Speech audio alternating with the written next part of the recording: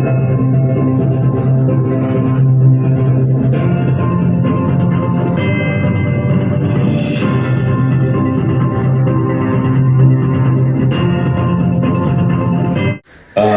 हिंद दोस्तों, मैं Asif Khan, news India 12 में आप सभी का स्वागत है। आज हम इस वक्त मौजूद हैं अमन शक्ति फाउंडेशन के founder person mister Rahman Sheikh के साथ, और इन्होंने इस वक्त मीरा रोड के एजेंट एसोसिएशन में खलबली मचा दी है। और खलबली जायज़ है। रेंट पर जो अंधाधुंध धांधली चल रही थी, बल्कि मैं ये कहूँ कि गुंडागर्दी चल रही थी, तो गलत नहीं होगा। आइए जानते हैं रहमान साहब से कि आपने ये जो बीड़ा उठाया है, लोग अमूमन जो रेंटर होते हैं उनको बड़ी हकारत से, उनकी कोई अहमियत नहीं रखते, और पूरी तवज्जो, पूरी जो फेथ है, जो सपोर्ट है, वो ओनर को करते हैं। और आपने ऐसे में रेंटर के लिए सपोर्ट के लिए आवाज़ उठाई है। पहले तो मैं आपके चैनल का बहुत आभारी हूँ, बहुत शुक्रगुजार हूँ कि आप लोग इस मुद्दे को उठाने के लिए आप लोग मेरे पास खुद चल के आए। तो मैं आपको बताता हूँ कि इस पर मेरा ध्यान इतने दिनों के बाद क्यों गया, जबकि मैं नया नगर मीरा रोड शहर में 30 साल से रहता हूँ। हुआ ऐसा कि 1 महीना पहले मैं नगर पालिका गया था, तो लड़की बहन का जो फॉर्म है वो क्या चीज़ें देखने गया था। तो वहाँ मैं देखा कि हमारी जो कौम की लेडीज़ है, जिनको मराठी पढ़ना नहीं आता, मराठी में फॉर्म दिया गया उनको, तो उन्हें भरना नहीं आता।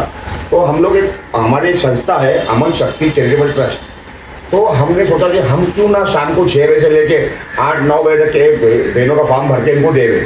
तो हमने जब 250 का आंकड़ा पार किया, तो लोग जो औरतें जो हमारे पास में, फिर वो अपनी फरियाद रखी कि रहमान भाई, आपने लॉकडाउन के अंदर अनाज बांटा, बच्चों को नोटबुक बांटा, तो आप ये मुद्दे में ध्यान क्यों नहीं देते हो कि जो एजेंट लोग 2 ब्रोकेज 1.5 ब्रोकेज, और अचानक 6 महीने पहले जो रूम का भाड़ा 10,000 था 12,000 तक, वो रूम का भाड़ा सीधा अभी 15,000 जो 16,000 रुपया हो गया। तो फिर मैं रेरा ऑफिस गया जो बैंड्रा में है, वहाँ जाके इंक्वायरी करा। तो वहाँ के ऑफिसर बोले कि हमारे इसमें सिर्फ न्यू कंस्ट्रक्शन आता है, रीडेवलपमेंट आता है, रेंट का हमारे इसमें नहीं आता है। फिर मैंने बीएमसी के अधिकारी जो मेरे दोस्त है, उनका नाम चैनल पे नहीं बोलूँगा मैं, तो उन्होंने मुझे गाइड करा ये सिर्फ अभी इस वक्त ये जो आएगा वो पुलिस के अंडर में आएगा। तो मैं हमारे पुलिस कमिश्नर मधुकर पांडे साहब के ऑफिस में एक लेटर सबमिट किया, और मेरे जो नया नगर का एरिया पड़ता है उस पॉलिटिशियन के सीनियर पीआई विलास सुबे साहब से मिलकर मैंने वो लेटर दिया, उसका फोटो निकाला मैंने, और विलास सुबे साहब ने बोला कि अगर ये हमारे अंडर में आता है, और मतलब साहब किराए में ये ब्लैक पे लिखे कि 2 ब्रोकेज मिलेगा, 2 रूम मिलेगा, तो 1.5 तो मांगता है, और एग्रीमेंट का 3,000। तो आप जैसे कि मान लो 16,000 किसी रूम का रेंट है, तो उसका 1.5 ब्रोकेज कितना होता है आपको मालूम है? 24,000। फिर एग्रीमेंट जो ऑनलाइन बनता है उसका 3,000। तो ये जो पब्लिक है, ये गरीब पब्लिक है, रिक्शा ड्राइवर है, कार ड्राइवर है, और अल्लाह ने दे मतलब वर्कर फैमिली है, वो कहाँ से इतना रेंट लेंगी। तो मीरा रोड से लोग जो भाग रहे हैं, नाला सिपारा, विरार भाग रहे हैं मीरा रोड से, जो लोग की बच्चों की पढ़ाई यहाँ थी, स्कूल यहाँ थी, उनका पूरा सिस्टम तितर-बितर हो गया है। सिस्टम तितर-बितर हो गया। और मुझे काफ़ी फोन भी आए कि आप जो कर रहे हो ना, मुझे खाली मजाक बन के रह जाएगा, मजाक। तो फिर मैंने विलास सुबे साहब को उसमें डाला हूँ, अगर इस पे 14 अगस्त तक के कोई कानून इनके ऊपर लागू नहीं होता है, तो 15 अगस्त के बाद अमन शक्ति चैरिटेबल टीम्स के कुछ वर्कर कार्यकर्ता भूख हड़ताल में बैठ सकते हैं बेमुद्दत, जैसा पहले बैठे थे 21 मार्च, 22 मार्च, 23 मार्च को 2023। ये आवाज मेरी जो गोदी मीडिया नहीं है, जो असली मीडिया है, जो मेरे पास आके जो मैं तो मीडिया को वाले का नंबर ही मेरे पास नहीं है, क्योंकि मुझे मालूम है कि इनको 2,000, 3,000, 5,000 जो भी इनका डिमांड होता है कि उनका भी घर चलना चाहिए, तो मेरे से मैं दे नहीं सकता हूँ, तो मैं किसी को फ़ोन नहीं कर रहा हूँ।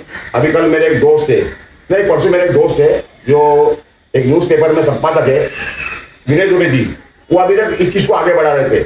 फिर राजू गोयल, अनमोल समाचार, फिर उनके दोस्त, फिर आसिफ भाई आप।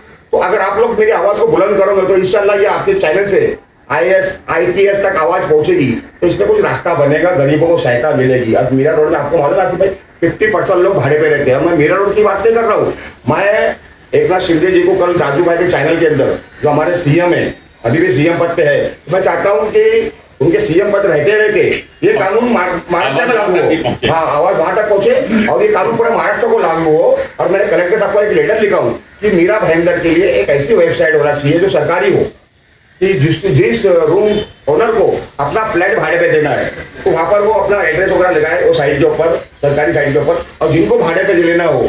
और रहा सवाल कि कुछ लोग मेरे को बोलते हैं कि भाई वो एजेंट लोग बेरोजगार हो जाएंगे, ये हो जाएंगे, ऐसा कुछ नहीं है। अल्लाह जब सुबह उठाता है ना, अल्लाह जब सुबह उठाता है भूखे तो उठाता है। अभी मेरा एक सवाल सीधा ऐसा है कि आपने अकेले ये बेड़ा उठाया, इस बेड़े में आपके साथ कौन कौन बिगनिंग में शुरुआत में कौन कौन आपके साथ आया है या आपने अकेले बेड़ा उठाया? मैं आपको एक आपकी बात करता हूँ। जब मैं 21 मार्च के दिन भूख हड़ताल बैठने वाला था, मुझे भाईंदर पुलिस स्टेशन से फोन आया था कि आप लोग कितने लोग आने वाले हो इस आंदोलन में। तो मैंने बताया था 1 से 1000। उसने उस पीआई साहब बोलते कि आप 1 से 1000 गिनती कैसे करो? सर मैं मेरे बारे में बता सकता हूँ कि मैं आ रहा हूँ, अब मेरे साथ में कितने लोग आ रहे हो मुझे नहीं मालूम।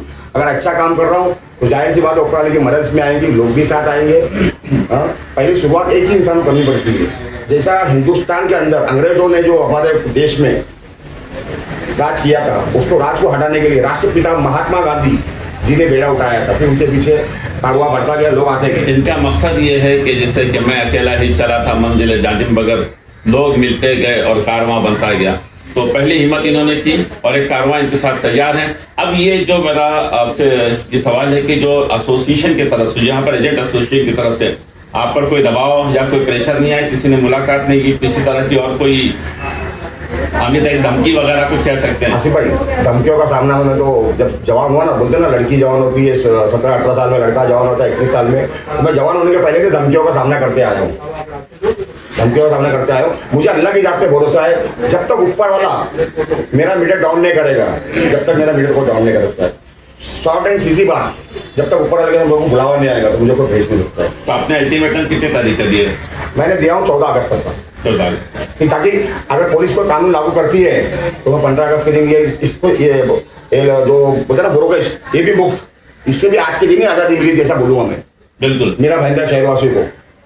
और हम साथ ही साथ झंडा वंदन तो हम तो करेंगे हमारे ऑफिस पे, चाहे इस पर कोई एक्शन हो या ना हो। लेकिन झंडा वंदन करने के बाद में अगर जब तक के कुछ कानून लागू नहीं हुआ उसके बाद में हम भूख हड़ताल में कभी बैठे। अगला बेड़ा क्या है आपका?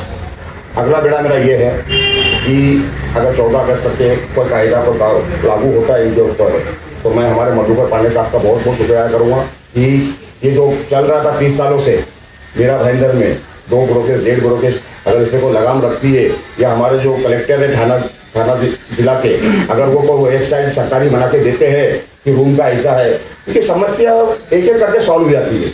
और मैं हमारे मुख्यमंत्री तक के आपके चैनल के माध्यम से मैं पैगाम पहुंचाना चाहूँगा कि अगर अब जब तक मुख्यमंत्री पद पे हो, आपने अच्छे काम किए हैं कम टाइमों में, तो अगर ये भी काम आपके राजकारण में हो जावे, आपकी पदवी में हो जावे, तो गरीबों की बहुत सहायता होगी, बहुत दुआ लगेगी। क्योंकि देखो मैंने काम शुरू किया हूँ तो मेरा काम अभी हुआ नहीं है, तो मेरा मोबाइल चेक कर सकते हो, मेरा व्हाट्सअप चेक करते हो, इतनी सारी दुआएं आ रही मेरी बहनों की, मेरी माओ की कि रहमान भाई अल्लाह को कामयाब करे, हम तुम्हारे साथ है। अगर काम हो जाएगा तो कितनी दुआ सरकार को भी लगेगी और करने वाले को भी लगेगी।